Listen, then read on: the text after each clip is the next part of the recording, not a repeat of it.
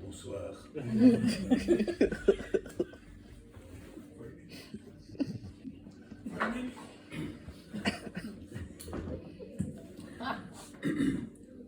There ain't no grave can hold my body down. There ain't no grave can hold my body down. When I hear that trumpet sound, I will rise out of the ground. There no grave can hold my body down. Voilà. Cette voix, pardon. Cette voix, c'est la voix que j'aurais voulu avoir quand j'étais adolescent. Une voix qui aurait été un petit peu plus, un petit peu moins... En fait, un jour, en me baladant sur Internet, j'ai trouvé pile la bonne expression pour désigner la voix que j'aurais voulu avoir étant adolescent. J'étais sur les archives de l'INA, il y avait une interview de Jean-Pierre Marielle. De Jean-Pierre Marielle. Qui est un acteur des années 60-70, vous voyez. C'était avant que je déconstruise, je tiens tout de suite à préciser que c'était avant que je déconstruise beaucoup de choses sur la masculinité, la virilité, etc. Longtemps avant que je découvre que la virilité nous cassait quand même un petit peu les couilles. Et du coup, sur cette vidéo, alors pour les gens qui sont jamais venus, je fais beaucoup de digressions. Sur cette vidéo de Jean-Pierre Marielle. Jean-Pierre Marielle, je sais pas, donc vous voyez cet acteur, années 70-80, qui est un acteur qui est ce qu'on pourrait appeler un vrai mec. Jean-Pierre Marielle, il a une voix grave comme un vrai mec. Jean-Pierre Marielle, il a une moustache comme un vrai mec. Jean-Pierre Marielle, il a une calvitie comme un vrai mec. Et dans ses films, Jean-Pierre Marielle, il met des mains au cul comme un vrai mec. Ce genre de mec-là qu'on qualifierait poliment de vieille école alors que c'est un gros connard. Jean-Pierre Marielle, dans ses vidéos, disait « Vous savez ce qui manque en ce moment dans le cinéma français? C'est des voix comme la mienne, comme celle de Philippe Noiret, comme celle de Jean-Pierre Castaldi. Des voix qu'on appelle dans le métier des voix de couilles. » Et je me suis dit, mais c'est ça que je veux avoir. Une voix de couille. Je laisse planer un petit peu l'expression dans l'atmosphère. Vous visualisez. Et voix de couille, voilà une expression qui ne manque pas d'intérêt. Je vois au moins deux éléments intéressants dans cette expression. Analysons ces éléments ensemble. J'ai pas mon pointeur. Premier élément, la voix de couille ne témoignerait-elle pas d'un attachement excessif, voire compulsif, des mecs pour ce qui leur pend entre les jambes? La bite. La teub. Le gourdin. Le mandrin. Le sgeg. Le zboob. Voilà. For the English-speaking part of the audience, I am talking about cock, I'm talking about prick, about ding, about dong, mais je digresse, et pas seulement Lily la digresse de Peter Pan. Un attachement excessif de la jambe masculine pour ce qui leur prend entre les jambes, qu'on découvre à d'autres endroits de la société, par exemple dans les marchés financiers, dominés comme par hasard par les mecs, et qu'on appelle comme par hasard des bourses. Avec, dans les bourses, deux sensations dominantes, une angoisse absolue quand ça descend, et une espérance retrouvée quand ça commence à remonter. Quant à savoir ce qui vient en premier de la masculinité toxique ou du capitalisme ou de la masculinité toxique, c'est la question éternelle de le fait de la couille, je ne saurais pas quoi répondre. Deuxième élément qui fait que l'expression voix de couille est relativement intéressante. Français, c'est le de qui est toujours relativement ambigu en français. Je prends un exemple totalement au hasard, le livre de Jordan Bardella.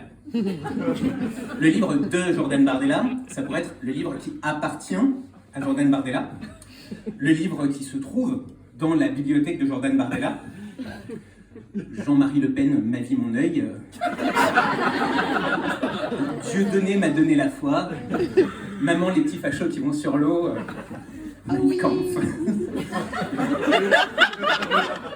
Petite narine, je parle de toi. Mais je digresse, et pas seulement de moutons, si possible de l'Aïd et halal, histoire de faire chier Jordan Bardella. Donc, ça pourrait être le livre qui appartient à Jordan Bardella, n'est-ce pas? Mais ça pourrait être aussi le livre écrit par Jordan Bardella, même si dans ce cas-là, l'affirmation est toujours sujette à suspicion. Voix de couille, c'est un peu la même chose. Ça pourrait être la voix qui émane de quelqu'un de sévèrement burné, voilà. Ou alors, il y a un mime qui se rapproche. Ou alors, ça pourrait être la voix qui émane de deux ou de plusieurs couilles. Là c'est le moment où je suis content parce que j'ai ramené plein de gens, ça me fait plaisir, dont de la famille. Et en plus, ça sera filmé et j'enverrai ça à mes parents. Une voix qui émane de couilles, donc là je voulais vous représenter, mais représentons-nous la chose ensemble. La finité à deux couilles, je n'ai que deux mains. Dites-moi, mademoiselle, parce que voilà, dans le sketch, tel que je l'avais écrit avant, il y avait texto, première couille, 2 points, entre parenthèses, ton goguenard, wesh mademoiselle, mademoiselle. Et après je me suis dit, mais c'est complètement con, on a ce cliché sur le harceleur qui a forcément un accent wesh de banlieue, alors que franchement, Gérard Depardieu, Roman Polanski, Gérald Darmanin, on est quand même plus sur du bourgeois blanc rive droite. Donc, mais retournons au coup. Dites-moi, mademoiselle, est-ce que vos parents ils seraient pas traders parce que vous faites sacrément monter les taux de la bourse dans mon slip? Excusez-moi, c'est parce que je suis très sensible des yeux, c'est parti tout. Bref. Des années à me construire une image de type sensible. La première fois que je suis passé ici, le MC a dit, vous verrez, c'est Antoine, il a un univers de stand-up un peu poétique. Voilà. Tout ça pour en arriver aussi bas que les voix de couilles. Voix de couilles. Donc oui, je voulais avoir, quand j'étais adolescent, une voix plus grave, une voix plus profonde.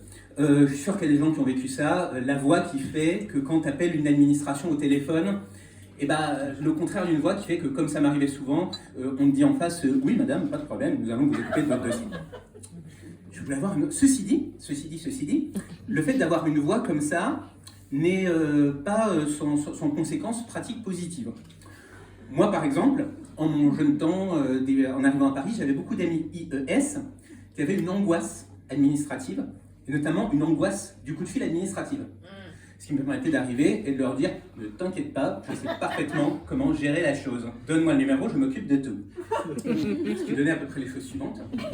« Allô, oui, c'est Salomé, j'aurais voulu avoir des renseignements sur ma facture de téléphone. Oui, elle est au nom de mon père, ne vous inquiétez pas, je vous le passe tout de suite. » Oui, allô, c'est le père de Salomé.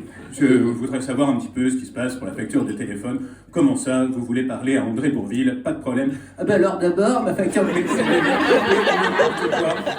Et à nouveau, c'est absolument pas terrible. Voilà, donc cette voix qui me posait problème quand j'étais plus jeune. J'ai réfléchi à plein de moyens de réussir à la rendre plus profonde. J'avais envisagé plein de solutions. Je me suis dit, je ne parlerai aux gens que de mon réveil à réveil plus 20 minutes, histoire d'avoir ma voix du matin. Et après, silence radio total. Je me suis dit que j'allais fumer 2 cartouches de cigarettes par jour. Je me suis dit que j'allais boire 10 shooters par soirée. Je me suis dit que j'allais me faire greffer le larynx de Brigitte Fontaine. Récemment, je me suis dit que j'allais piquer tous les sketchs de Thomas Mourier. Quand tu fais la voix de Batman, histoire d'avoir une voix grave comme lui. Là, c'est le moment où il y a une partie qui comprend. Mais pour la partie qui ne comprend pas, je laisse un petit temps de silence, car, à ma connaissance, il s'agit de la première fois où on fait une private joke à l'intérieur du Last Show Comedy Club. Et on récolte un peu d'applaudissements. Voix de couille. Qu'est-ce qui me gênait autant dans le fait d'avoir une voix qui était peut-être un petit peu plus fluette que la normale? Eh bien, c'est que je connaissais, dans ce jeune temps, certaines personnes, un peu étroites d'esprit peut-être, qui considéraient qu'une voix relativement fluette signifiait forcément que j'avais une masculinité relativement fluette aussi. Et un mec, pour ces gens étroits d'esprit, que je fréquente heureusement plus du tout, un gars qui a une masculinité plutôt fragile, c'est quelqu'un, je sais que ça vous pend au bout de la langue, qui serait plutôt homosexuel. Ce qui pouvait poser problème quand les personnes en question étaient les 2 seules belles-mères que j'ai eues à ce jour. Apparemment à donner des choses comme ouais non mais pas de problème, il est gentil, Antoine.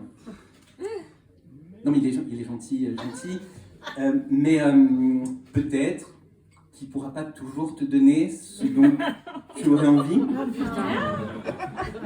Non, mais tu vois, peut-être qu'à un moment donné, il aura envie de quelque chose de plus... voilà. Je ne fréquente plus des gens comme ça, et c'est absolument merveilleux.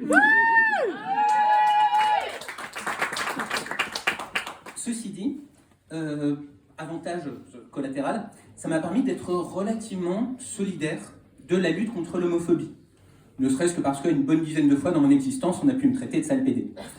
À une occurrence, peut-être, j'ai joué un petit peu avec ça. J'étais dans un bar avec une bande d'amis, et visiblement à l'autre bout du bar, je pense quelques minutes auparavant, il y a eu ce genre de mec. Je suis sûr que vous en avez déjà croisé dans des bars. Le genre de mec qui est tout seul, mais qui se dit « il faut que je partage ma sagesse au reste du monde. » Et ce soir-là, c'est ce groupe-là qui va y avoir droit. On n'avait rien demandé à personne, et sans bien comprendre ce qui se passait, quelques minutes plus tard, le mec est devant nous et dit « non mais moi j'ai rien contre les PD, tant qu'ils sont pas en couple. » Donc là, évidemment, étant un homme conciliant, j'ai pris à ce moment-là un ami à peu près aussi hétéro que moi par le bras. On lui dit « tu vois, c'est exactement ce que tes parents nous ont dit quand on s'est présenté l'un à l'autre devant eux. » Et c'est toujours bien fait, ce genre de choses, trollées. Parce qu'à ce moment-là, le gars qui partageait sa sagesse de mes deux, a littéralement fondu sur place. Il y avait le haut du tas flageolant à bavouiller un petit peu de gauche à droite. Il y a une voix chancelante qui en est sortie et qui a dit ouais, mais il y en a des biens aussi. Vous, par exemple, vous avez l'air sympa. Bref, je suis plutôt reconnaissant à mes parents et à mon père en particulier par rapport au modèle de la masculinité qu'ils nous ont donné. Par exemple, j'ai un père qui adore faire la cuisine et le ménage. Ce qui fait que, avec mes frères, j'ai 3 frères, on a rapidement eu pendant l'enfance l'idée que nous aussi, on allait faire les cuisines comme des vrais bonhommes. Que nous aussi, on allait faire les vitres comme des vrais mecs. Que nous aussi, on allait passer l'aspirateur comme des mecs qui en ont. Ce qui est plutôt positif. Bilan de tout ce parcours, est-ce que je suis vraiment un vrai mec ? J'ai envie de dire que je m'en branle. Que comme je m'en branle plutôt avec une tub, ça me situerait plutôt d'un côté masculin. Mais personnellement, je me qualifierais plutôt de queer. Au sens où pas grand-chose à... Je me sens bien là où je suis, mais j'en ai pas grand-chose à faire de défendre à mordicus le fait que je sois un mec, voilà. J'y tiens encore moins qu'Emmanuel Macron à la moindre forme d'empathie. Ce que j'ai envie de dire à toi, personne c'est le noir, c'est que c'est à chacun, à chacune de construire, de vivre, d'inventer sa masculinité, sa féminité, tout ce qu'il peut y avoir au milieu. Et que c'est en inventant chacun, chacune, et encore au milieu tout ça, que le monde sera une place un peu plus intéressante. C'est tout pour moi ce soir.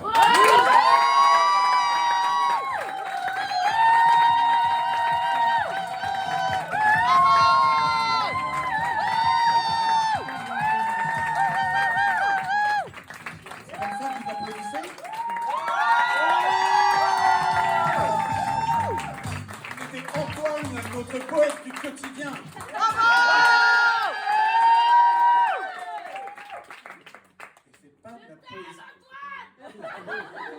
Je crois par contre qu'il aime un peu plus les... Eh ben ça commence bien pour un last show. Ouais. Le last show, c'est un spectacle